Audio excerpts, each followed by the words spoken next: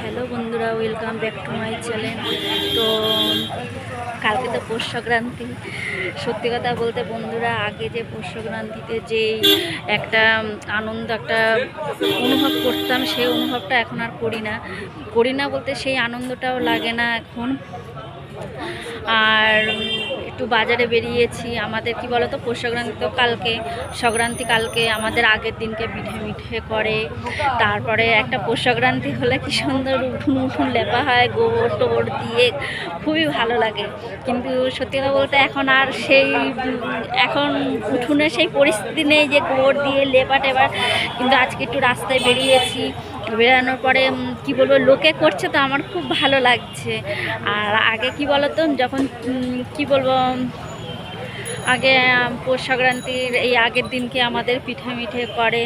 তো আমার মাকে দেখতাম যে অনেক রাত পর্যন্ত ধরো পিঠে মিঠে করতো, আমরা বসে থাকতাম, বেশ একটা আনন্দই একটা লাগতো আলাদা। আর এখন সত্যি কথা বলতে বন্ধুরা, এখন সেই আনন্দটা এখন লাগে না বলতে এখন শরীরটাও ঠিক ভালো যায় না। এর জন্য এখন আর আগে যেই সমস্ত জিনিস ধরে রাখো, কত রকমের পিঠে মিঠে মা করতো, খেয়ে একটা হজম করতে পারতাম। আর এখন সেই হজম জিনিসটা করতে পারি না দেখে ঠিক ভালো লাগে না।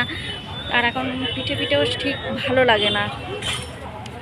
তো বাজারে এসেছি, খুব ভিড় বাজার, সবাই কেনাকাটা করছে, সব লোকজনরা কত টুর নিয়ে সবাই রাস্তার মধ্যে সবাই বসেছে, বেশ ভালোই লাগছে। আমারও একটু বাজারে একটু দরকার ছিল, তার জন্যে এসেছি।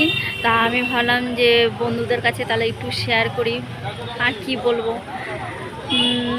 যাক, তোমাদের কার বাড়িতে পিঠে মিঠে করছো? তো পৌষ সংক্রান্তির দিন তো বলো, যাই হোক, বেশি না হলেও অল্প কিছু নিয়মে তো করতেই হয়। তো আমার শাশুড়ি করবে। তো এখন এই সন্ধ্যাবেলা একটু বাজারের দিকে বেরিয়েছি, অনেকে কেনাকাটা করছে, সব গুড়ের দোকান, কত লাইন দিয়ে সব বাজারে সব বসেছে, নারকেল গুড় সব নিয়ে বসেছে, ভালো লাগছে বেশ দেখে। তো আমাদের যা নেওয়ার সব হয়ে গেছে নিয়া, তাই আমি ভাবলাম তোমাদের কাছে একটু শেয়ার করি। তার জন্য আর কতদিন ধরে ব্লগ বানানো হয় না ঠিক।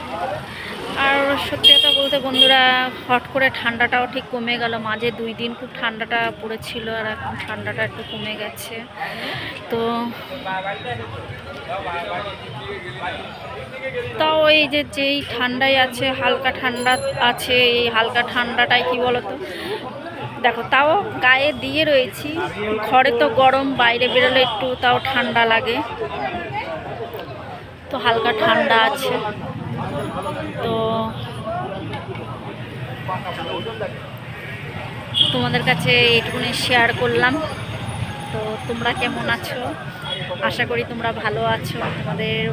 তোমরা ভালো থেকো, সুস্থ থেকো, আমিও ভালো আছি। ঠিক আছে, ব্লগটা এই পর্যন্তই থাক। আবার যদি সময় পাই তোমাদেরকে কিছু দেখানোর মতো যদি হয়, অবশ্যই তোমাদেরকে দেখাবো। ভালো থেকো, সুস্থ থেকো। আর যদি আমার ভিডিওটা যদি তোমাদের কাছে যদি ভালো লাগে, লাইক কমেন্ট শেয়ার সাবস্ক্রাইব করে দিও, আমার পাশে থেকো।